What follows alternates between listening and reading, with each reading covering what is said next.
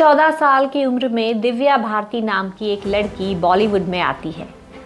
साल 1992 में अभिनेत्री दिव्या भारती की पहली फिल्म आती है और साल 1993 आते आते वह 14 फिल्मों में काम कर लेती है।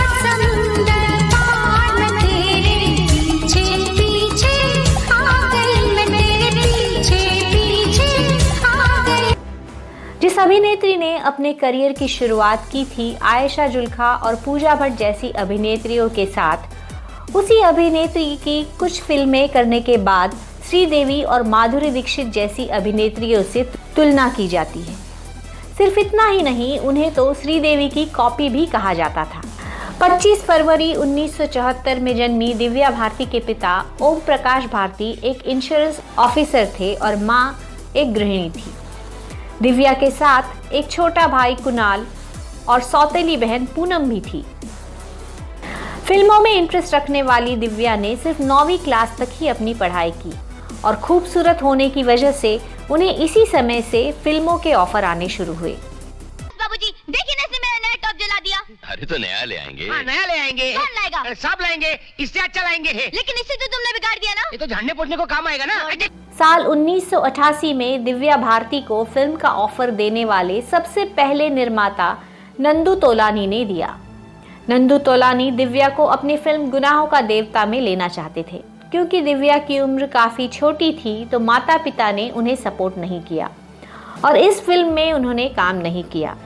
इसके बाद निर्देशक दिलीप शंकर ने दिव्या को अपनी फिल्म का ऑफर दिया जिसमें उनके साथ आमिर खान काम करने वाले थे। ऐसे ही निर्माता निर्देशक और गोविंदा के भाई कीर्ति कुमार ने एक वीडियो लाइब्रेरी में दिव्या का वीडियो देखा और उन्होंने दिव्या को अपनी फिल्म राधा का संगम में लेने का फैसला किया। कुमार चाहते थे कि वो अपनी फिल्म में दिव्या को गोविंदा के साथ लॉन्च करें और इसी के चलते उन्होंने निर्देशक दिलीप शंकर से बात करके दिव्या और आमिर खान वाली फिल्म के करार को रद्द करा दिया। दिव्या भारती ने इसके बाद कीर्ति कुमार की फिल्म राधा का संगम के लिए करीब महीनों तक डांस और एक्टिंग की तैयारियां की, मगर एक दिन दिव्या को पता चलता है कि फिल्म राधा का संगम का मुहूर्त कर लिया गया है और उनकी जगह फिल्म में जूही चावला को ले लिया गया है। बाद में कीर्ति कुमार ने इसका कारण यह बताया कि दिव्या भारती उम्र में छोटी होने की वजह से बचकाना हरकतें करती थी और वह प्रोफेशनल नहीं थी। फिल्म राधा का संगम के छूटने के बाद दिव्या भारती को निर्माता निर्देशक बोनी कपूर की फिल्म प्रेम से भी निकाला गया, जिसकी करीब 8 दिनों की शूटिंग भी वह पूरी कर चुकी थी। इतना ही नहीं, निर्माता निर्देशक सुभाष घाई ने अपनी फिल्म सौदागर से दिव्या भारती को हटाकर मनीषा कोइराला को ले लिया था।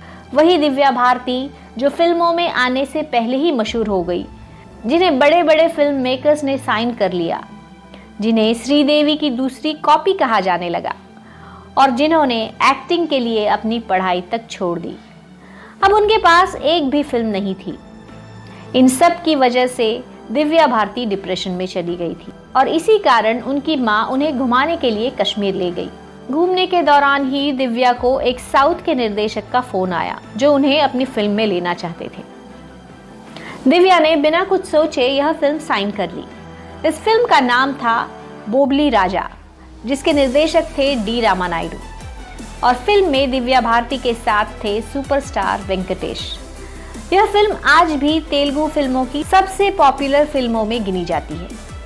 इसी फिल्म ने दिव्या को वो रौनक दी जो दिव्या बॉलीवुड में ढूंढ रही थी। इसके बाद दिव्या को साउथ की कई फिल्में ऑफर होने लगी। महज 16 साल की उम्र में उन्होंने साउथ के सुपरस्टार मोहन बाबू और चिरंजीवी के साथ भी फिल्में कर ली। फिर साउथ में मशहूर हुई दिव्या भारती को बॉलीवुड में आने में ज्यादा समय नहीं लगा।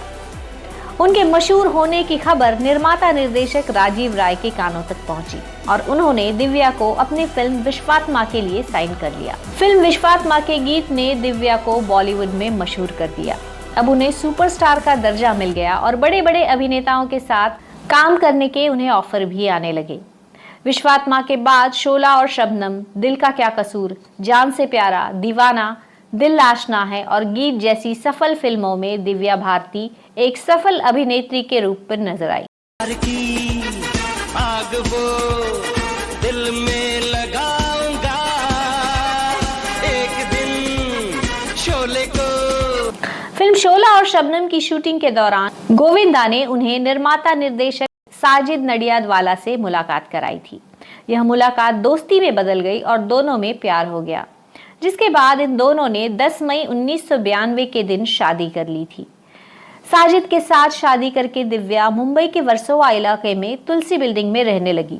दिव्या ने इस्लाम कबूल करके अपना नाम सना नडियादवाला रख लिया था। कुछ समय तक उन्होंने अपनी शादी की बात को छुपाकर भी रखा। सब कुछ ठीक ही चल रहा था कि अचानक उनके बारे में कई नेगेटिव खबरें मीडिया में आनी शुरू हुई।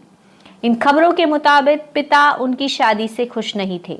अपनी मौत वाले दिन ही दिव्या ने मुंबई में ही अपने लिए नया घर खरीदा। दिव्या ने यह खुशखबरी अपने भाई कुणाल को दी थी, जो दिव्या के काफी करीब थे। उसी दिन दिव्या चेन्नई से अपनी शूटिंग खत्म करके मुंबई लौटी थी। 5 अप्रैल 1993 की रात के करीब 10 बजे जब मुंबई के पश्चिम अंधेरी में तुलसी अपार्टमेंट वाले घर पर दिव्या के घर उनकी दोस्त और डिजाइनर नीता लुल्ला अपने पति के साथ उनसे मिलने आई थी। दिव्या भारती के लिए यह दिन सबसे अच्छा था। उन्होंने अपना एक घर खरीदा था और यही कारण था कि वह अपने दोस्तों के साथ छोटी सी पार्टी करना चाहती थी, जिसकी वजह से शराब का दौर चला और तीनों दोस्त लिविंग रूम में आकर बैठकर बातें करने लगे। करीब 11 बजे दिव्या का कई सालों से ख्याल रखने वाली उनकी नौकरानी किचन में कुछ काम करने गई और नीता अपने पति के साथ टीवी देखने में व्यस्त हुई। इसी वक्त दिव्या किचन की खिड़की की तरफ गई और वहीं से तेज आवाज में अपनी नौकरानी से बात कर रही थी। रूम में कोई बालकनी नहीं थी, लेकिन यह इकलौती ऐसी खिड़की थी जिसमें ग्रिल नहीं लगी हुई थी। इस खिड़की के ठीक नीचे पार्किंग की जगह थी, जहां अक्सर कई गाड़ियां पार्किंग में रहती थी, मगर उस दिन वहां कोई गाड़ी नहीं थी। दिव्या भारती बालकनी में जाकर बैठी थी। उनसे जुड़े लोग बताते हैं कि वह अक्सर ऐसा किया करती। दिव्या के हाथों में शराब का ग्लास था। घर की नौकरानी शराब के साथ खाने के लिए कुछ बना रही थी और नीता उनके पति के साथ वीडियो देख रही थी। तभी जोर से आवाज हुई और सभी लोग दौड़कर खिड़की पर पहुंचे तो देखा कि नीचे दिव्या पड़ी तड़प रही है।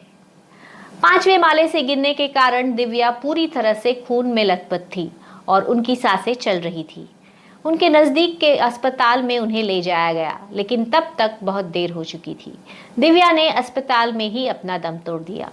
7 अप्रैल 1993 के दिन दिव्या को दुल्हन की तरह सजाकर उनका अंतिम संस्कार किया गया। करीब 5 साल तक तहकीकात करने के बाद पुलिस को दिव्या की मौत की कोई ठोस वजह पता नहीं चल पाई, जिसके चलते रिपोर्ट में नशे में बालकनी से गिरने का कारण बताया गया। आखिरकार यह पता ही नहीं चल पाया कि दिव्या की मौत या हत्या या आत्महत्या हुई। अगर वो दुखी थी तो अपने लिए घर क्यों खरीदा? क्या वाकई उनके पति की कोई साजिश नहीं थी? जब वे बिना ग्रिल वाली खिड़की पर बैठी तो उन्हें किसी ने क्यों नहीं रोका? ये सारे सवाल के जवाब आज तक नहीं मिल पाए हैं। 3 साल के इस छोटे से फिल्मी करियर में दिव्या भारती ने वो सब कुछ देख लिया जो एक इंसान अपनी पूरी जिंदगी में नहीं देख पाता। दिव्या भारती की खूबसूरती और उनकी यादें आज भी हमारे दिल में हैं।